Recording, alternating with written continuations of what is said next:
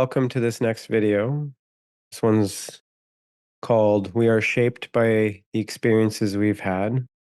So, in this one, I'm going to go through a bunch of different ways that we as parents have been influenced by our parents or caregivers, right? The people that we've spent the most time with, and also how also our children will be impacted by us as their parents, their caregivers, that sort of thing. So, I'm going to run down some of the general stuff. I'm going to talk a little bit about how family systems work. I'm going to talk about some of the cultural, social, societal ways that people are influenced, right? And then I'm going to get into a few specific,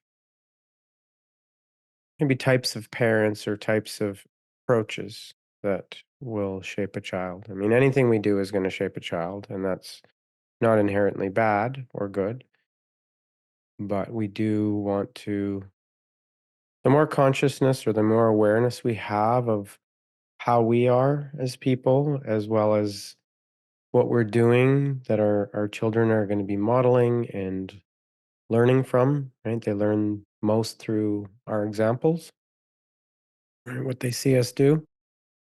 So when we can be aware of those things, our tendencies, our behaviors, our triggers, and that come from, then we can be more conscious and perhaps take steps to minimize those triggers so that we can show up for our kids and for ourselves. It's going to help us have a much happier and more fulfilling life too, of course.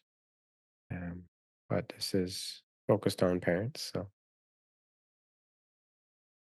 So the first thing I want to mention is epigenetics. So this is the whole nature versus nurture, right?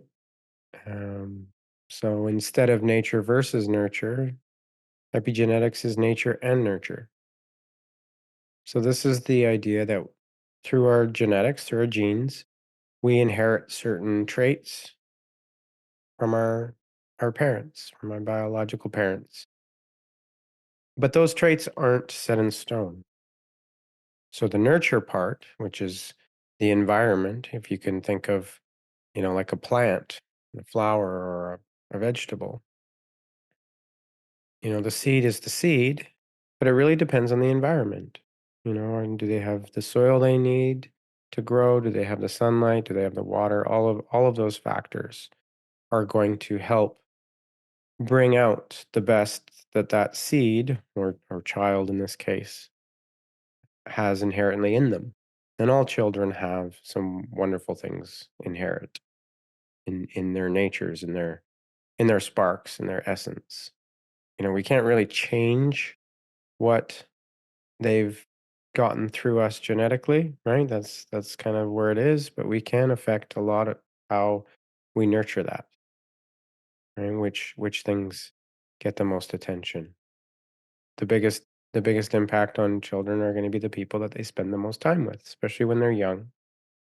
And when they're really young, they're soaking up everything from us.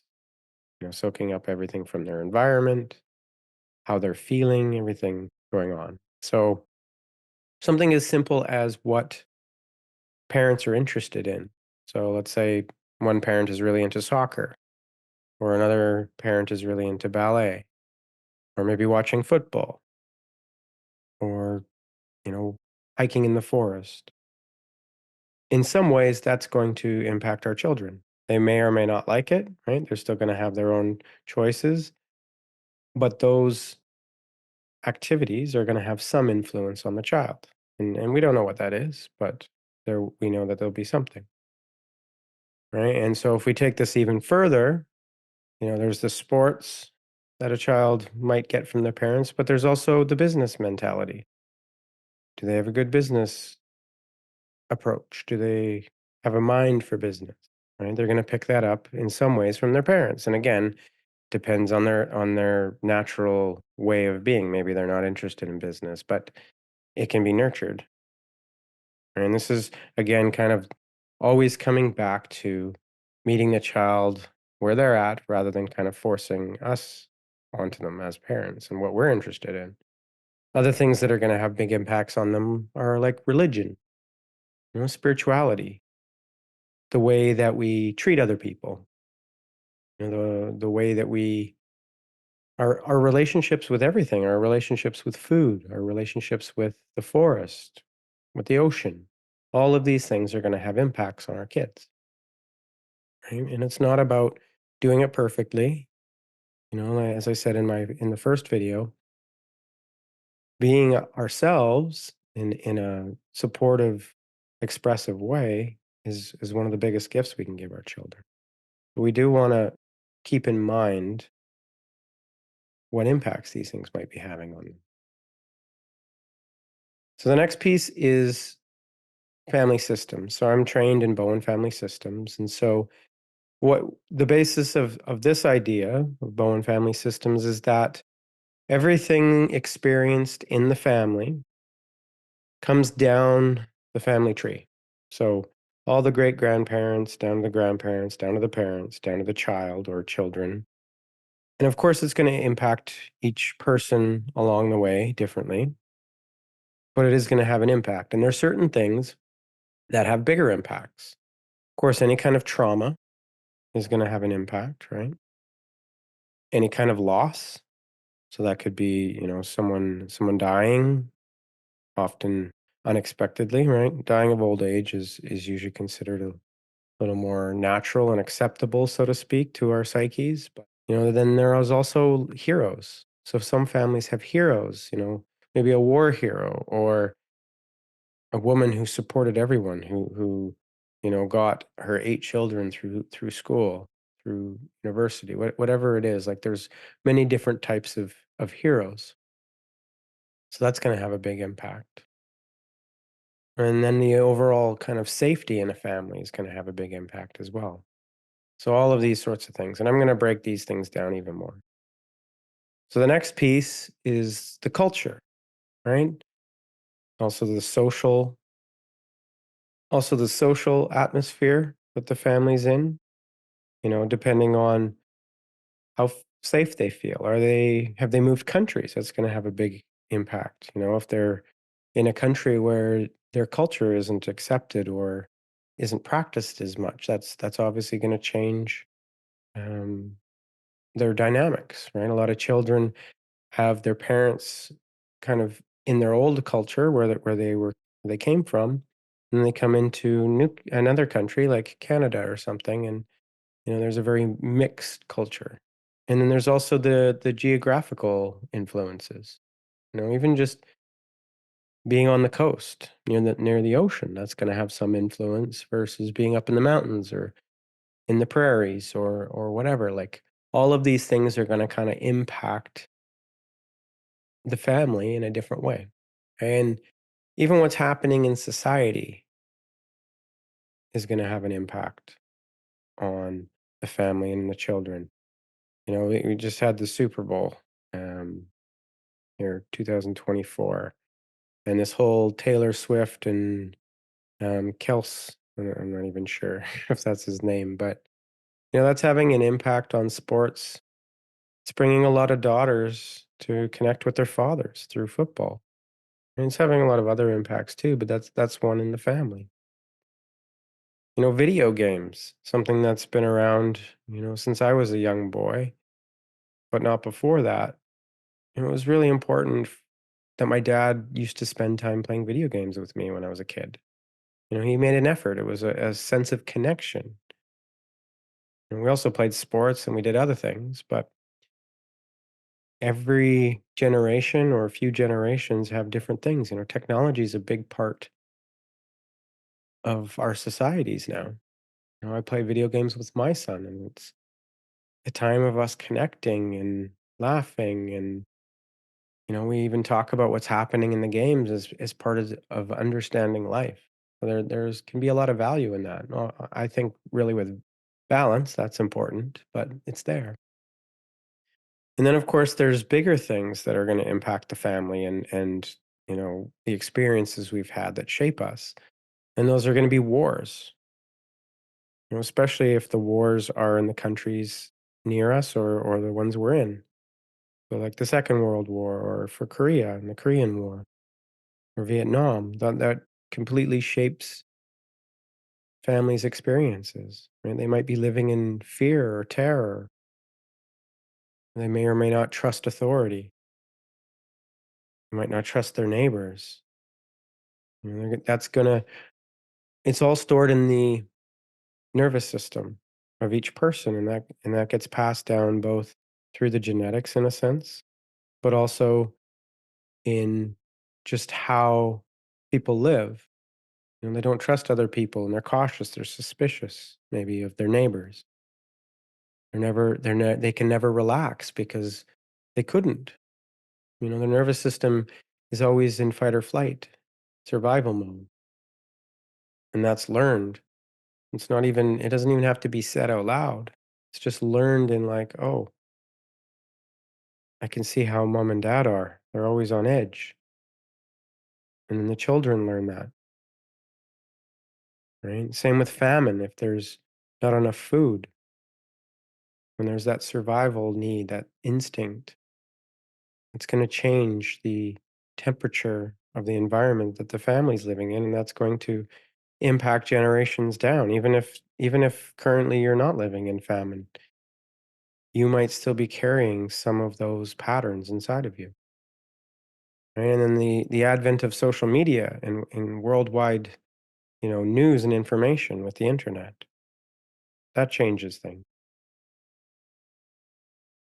There's also been some changes in the way that children are treated or perceived, right, in the family or in our cultures. I remember I wasn't treated this way, but I remember the saying, children are meant to be seen but not heard, right? I think that was more my parents' generation, maybe.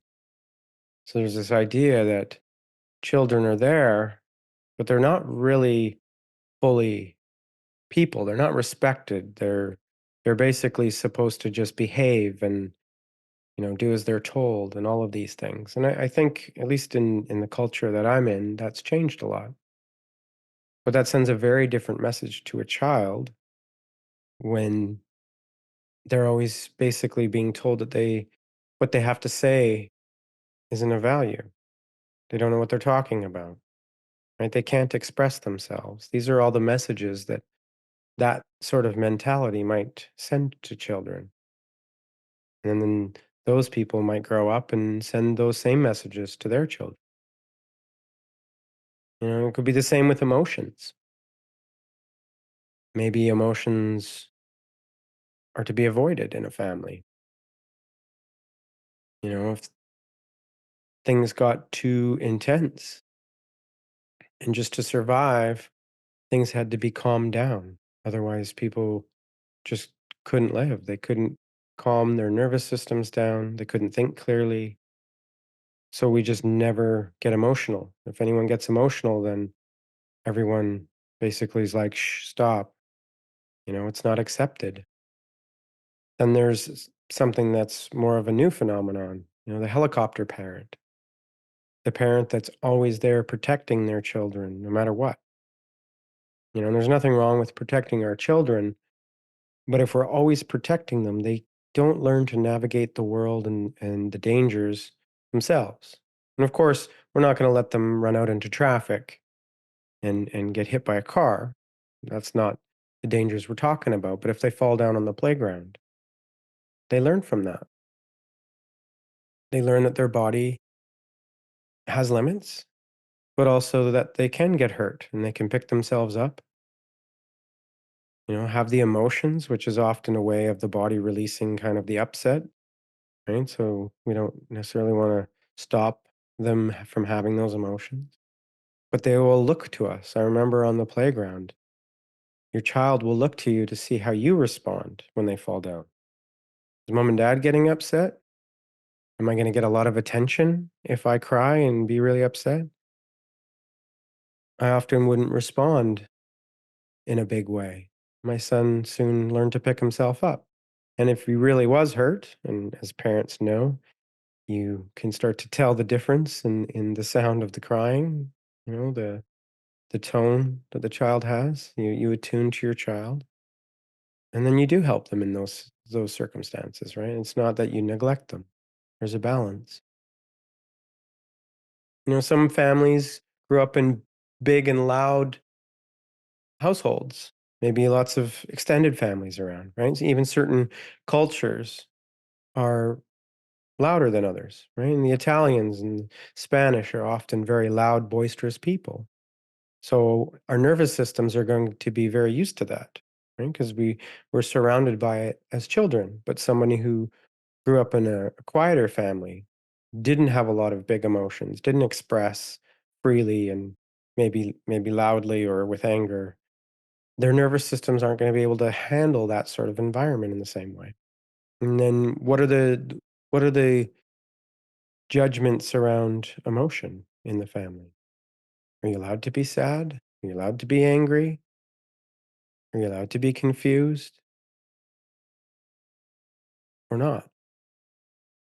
We learn quite quickly as children what is okay. It's always what is going to get the love from our parents or not. So, if being good, not showing our sadness, not showing our anger, not showing our affection for some children, right? Their parents can't handle affection for probably very good reasons. But the children very quickly learn, if I want to stay in mom and dad's good graces, and that's one of the survival mechanisms that children have, is to maintain that relationship with the people that are keeping them alive, then they're going to learn to shut it down for themselves. They'll sacrifice that part of themselves to maintain that relationship. So, what are those rules? And there's also the mental environment.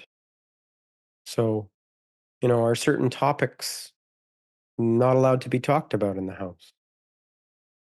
Maybe it's about the female anatomy or politics of some kind or some kind of science. You just don't talk about that. Dad gets angry, mom gets flustered and upset. So we don't talk about that. Is curiosity welcomed? Are innocent, curious questions welcomed, or they quickly shut down? If we ask our parents about their past, what is the message that we get sent about whether that's okay or not? Is it safe for children to share their opinions, their thoughts? Or are they mostly told what to do and think? All of this, I often call this the internal system. So all of these things that we've gotten from our families, right, through our genetics and also through the environments that we live, and our own personal experiences, they all come together in our brains and in our nervous systems, right? They're communicated through our nervous systems by how we feel, and they all create this internal or inner system. And that's what we use to navigate every moment of our lives. It's really our beliefs enforced by how we feel in the body, the triggers in our nervous system. What sorts of beliefs do we have from our family? Have we gained from them, or sometimes in rebellion to our family? If our family was strongly Catholic, or maybe we didn't have a good experience with that, so we rebel against it. Want nothing to do with any Catholic religion or people. What kind of cultural beliefs have structured our way of thinking? Do we see certain people as better than others, just because of our culture? Maybe our culture says that spirit is important, but material means nothing, right? Often that's more the mentality of the East. Or in the West, we tend to really focus on the material world, but not necessarily have such a strong family or cultural or community connection. And of course, these are generalizations. It's not always true. What is our relationship or our beliefs around authority figures and governments? Do we trust them? Do we feel we can question them? Or are they always right? Or do we think everything they do are bad? Are we always suspect that they are trying to manipulate us?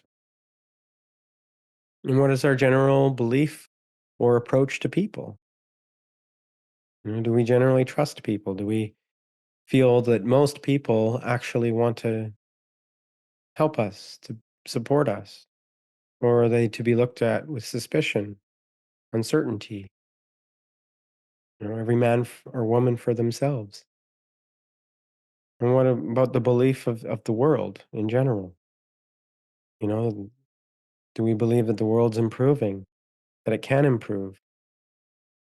Or do we worry or suspect that it's only going to get worse? It's always going to be worse. I'm going to really quickly recap this. This is all about us being shaped by the experiences we've had, largely through our families. So I first mentioned epigenetics, right? Nature and nurture. Then there was the interests of the parents. So that's going to have an influence on the children. I talked about Bowen family systems, the traumas, the losses, the heroes. There was the cultural, social, societal, or geographical influences.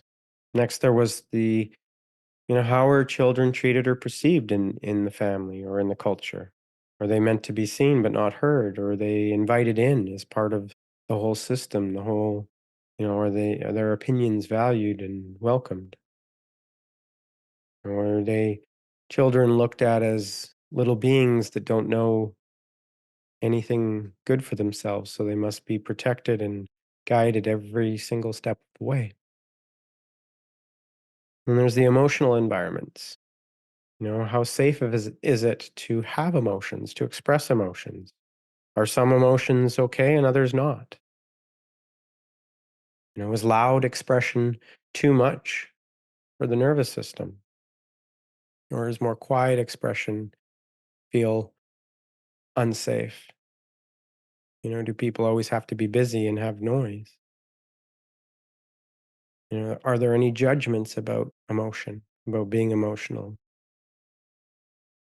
And there's the mental environment, right? Are there certain topics that are avoided being talked about in the family? Or is curiosity welcomed? Is it safe to question our parents?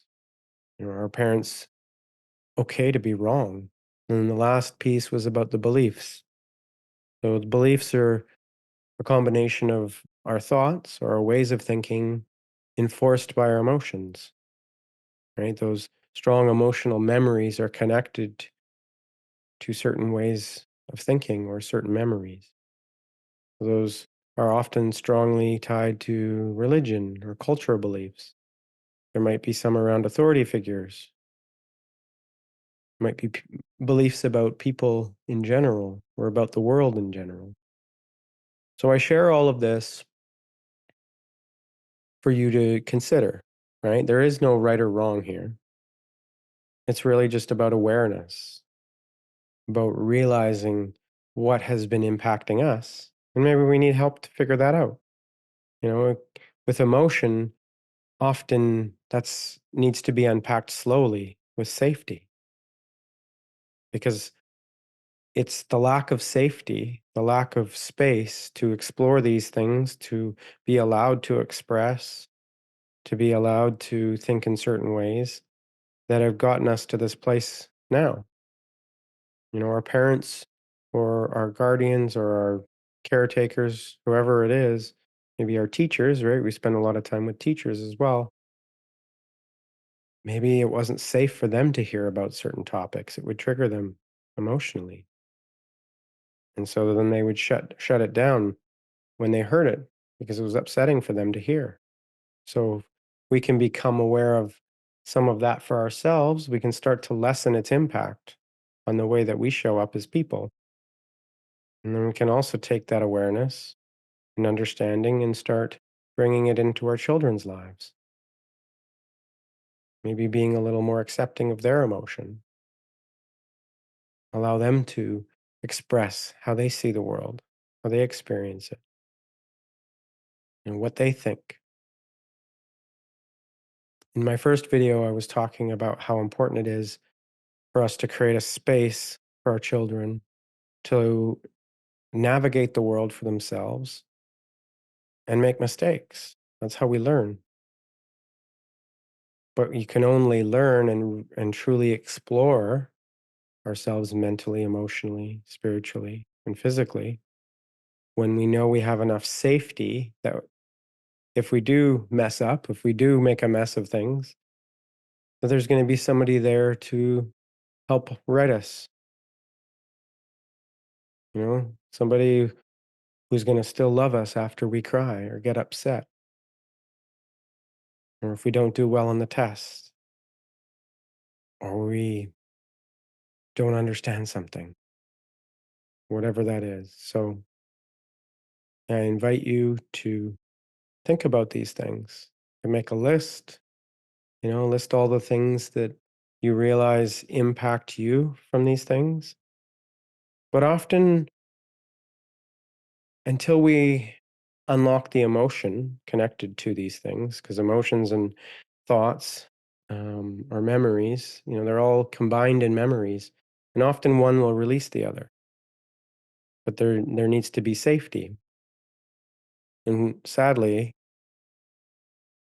not everybody. A lot of people don't have safety. That's where a counselor or somebody trained, in secure attachment and not being able to hold somebody else's emotions without reacting to it.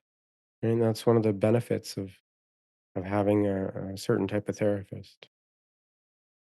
And also working with the body. We react in our body before we actually think. That part of our brain, that instinctual survival mechanism is much quicker than our actual thought. Our feelings, our nervous system is reacting. But as we start to calm and understand these things, more things open up for us and we become calmer and calmer in our nervous systems so that we don't get triggered by the same things or not as intensely as we did in the past. Thanks for joining me and check out my next video.